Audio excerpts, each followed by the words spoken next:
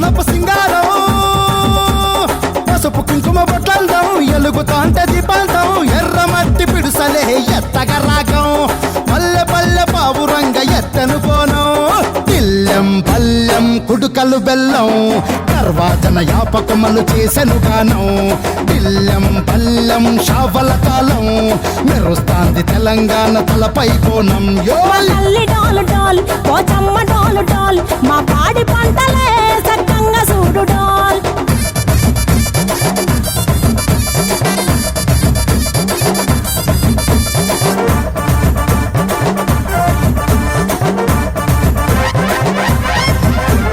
కనకదుర్గమ్మ కట్టమైసమ్మ లలు దర్వాజా లస్కరు మాంకాలమ్మ రేణుకలమ్మ జుబ్లి పెద్దమ్మ యాప చెట్టుకే ఉయ్యాల కడతామమ్మ దుక్కిలమ్మై సాచి గుమగుమ గుమగుమ ఊరు వాడ ఊదు బత్తి పొగలోయమ్మ నిమ్మకాయ దండలే నిగనిగా నిగనిగా నీ మెడలా వేస్తామే ముత్యాలమ్మ ఆషాఢ మసన ఇతారం రోజున గోలుకొండల తొలి బోనమెత్తుతాం నీకు నాటుకోడి కోస్తాం కళ్ళు సాకబోస్తాం దిల్లెం పల్లెం దండకనకర దండకనకర దిల్లెం పల్లెం డంగ డంగ డంగ డండనకర దిల్లం బల్లం బంగారు సోలం బల్కంపేట ఎల్లమ్మకు పంతుల హారం దిల్లం బల్లం ఊదిత ధూపం నీకు ఉజ్జయిని మహంకాళి ఊయల కడుతాం గజ్జ కట్టుతాం కటం ఎత్తుతాం మొక్కులు మొక్కి నీకు ముడుపులు కడుతాం రంగమెక్కుతాం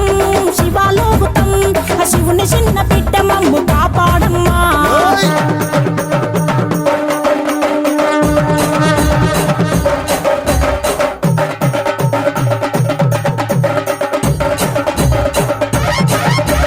పుట్టలను పుట్టినవు సింగిడి సింగిడి పువ్వులల్ల పెరిగినవు సింగిడి ఆ చండివి చాముండివమ్మ సింగిడి సింగిడి చతుర్భుజాల తల్లి సింగిడి ఓ భవిష్యత్తును చెప్పవమ్మ రంగంలో నిలబడి బలిగిస్తాం జడితిచ్చిన యాట పోతు బలి బలి పోతరాజు రంగం శివసత్తుల కోలాటం ఘటం ముందుగా ప్రతి సంవత్సరం లాగా ఈ సంవత్సరం కూడా లాల్ దర్వాజా సింహవాహిని అమ్మవారి దర్శనం గురించి వేలాది మంది భక్తులు అమ్మవారు అందరు కూడా మంచిగా ఒక బోనం ఎత్తుకొని అమ్మవారి దర్శనం గురించి వస్తున్నారు.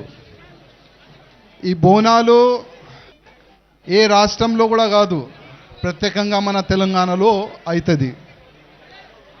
ఈ బోనాలు పండగ చాలా వైభవంగా ప్రతి ఒక్క గ్రామంలో కానీ ప్రతి ఒక్క బస్తీలో కానీ చాలా పెద్ద ఎత్తున జరుగుతుంది. మన తెలంగాణ కాకుండా యావత్ ప్రపంచంలో ఉంటున్న మన తెలుగు వాళ్ళకి అందరికి కూడా బోనాలు శుభాకాంక్షలు.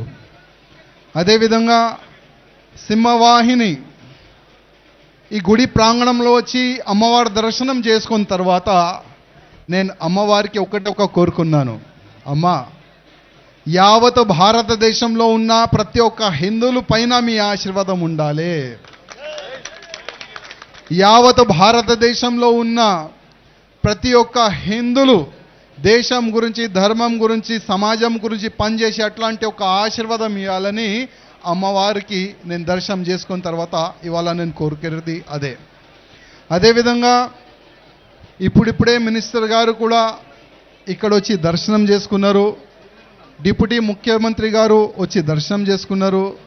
అదేవిధంగా మధ్యలో మా మినిస్టర్ గారు నాకు ఆపి ఒక మంచి మాట అన్నారు, రాజాసింగ్ మేము ఏ పార్టీలో ఉండి కానీ ఫస్ట్ మేము హిందూ గౌరక్షణ మీ లక్ష్యం ఏ విధంగా ఉంది అదే లక్ష్యం మాది కూడా ఉన్నది. అదేవిధంగా మంచి ఒక మోడల్ గౌశాలలు మేము కట్టడానికి ఒక మంచి మేము ప్లాన్ చేసుకున్నాము, దానికి మీ సహకారం కూడా ఉండాలని మా మినిస్టర్ గారు అన్నారు.